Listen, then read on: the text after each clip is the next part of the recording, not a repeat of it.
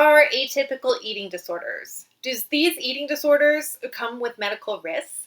Are they as dangerous as eating disorders like bulimia nervosa, anorexia nervosa, or binge eating disorder? Today, we're really going to dig into some of the clinical symptoms of around atypical eating disorders and what you should do if you suspect you have one of these eating disorders. My name is Shena, and I am a registered dietitian specializing in the care of persons with eating disorders. And this channel focuses on eating disorders and eating disorder recovery. So if that's something you're interested in, definitely click that subscribe button. So today we're going to talk about 5 eating disorders that you might have never heard about and some of their medical risks and etiologies. So the first one is Pica.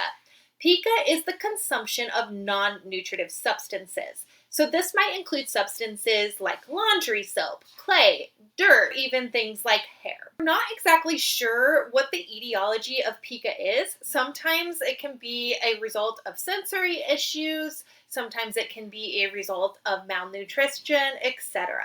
But the point is that Pica can cause a lot of clinical symptoms in the body, ranging from things like bloating to GI distress, even things like perforation and gastroparesis, which could potentially be life-threatening. Eating non-nutritive substances, even if they are not toxic, can also displace other nutrients and cause malnutrition because we're not absorbing the nutrients as well in our body. Now, if you or someone you love is experiencing Pica, it is really important that they seek both psychological support and clinical intervention as soon as possible, especially if the substance that they are trying to consume can be toxic or deadly.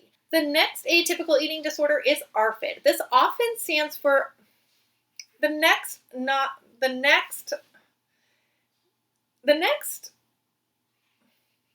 atypical eating disorder is known as ARFID. ARFID is also referred to as Avoidant Restrictive Food Intake Disorder. A lot more to do with the taste, textures, and sensations that go alongside with food than it does with wanting to change the shape of the body.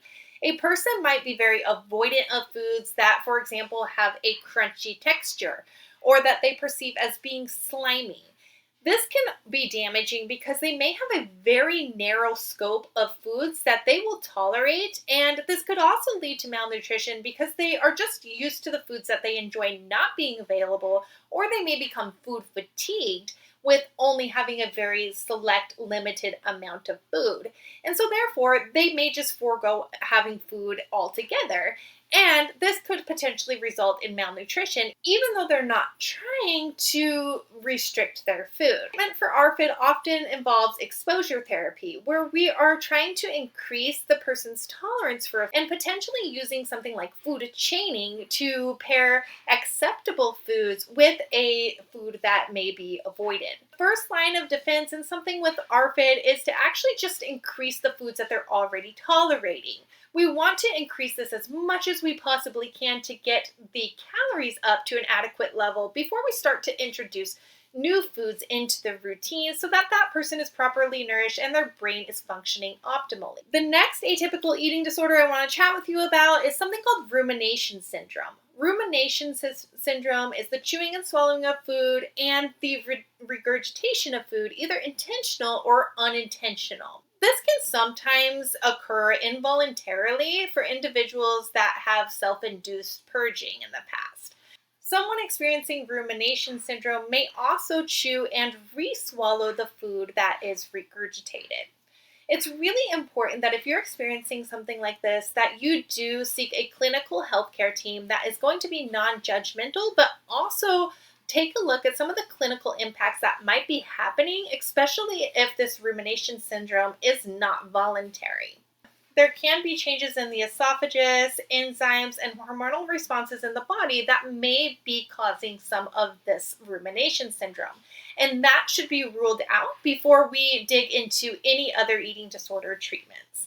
Atypical eating disorder is chewing and spitting. And this is where individuals will often chew the food but not swallow the food because they don't want to consume the calories. So they simply spit out the food. This can sometimes go along with other conditions like anorexia or bulimia.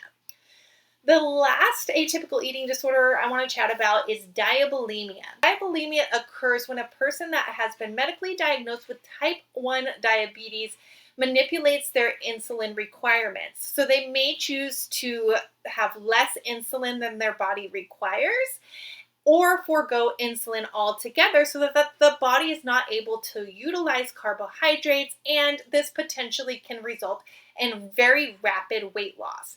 However, it is also incredibly dangerous and can lead to things like ketoacidosis, cardiac arrest, or even death. These eating disorders often fall under a category in the DSM-5 called ARFID, or other specified feeding and eating disorders. These eating disorders are just as clinically dangerous and potentially deadly as are other eating disorders that many of us are more familiar with, like bulimia, anorexia, and binge eating disorder. If you found this information helpful, please consider liking, subscribing, and sharing with a friend.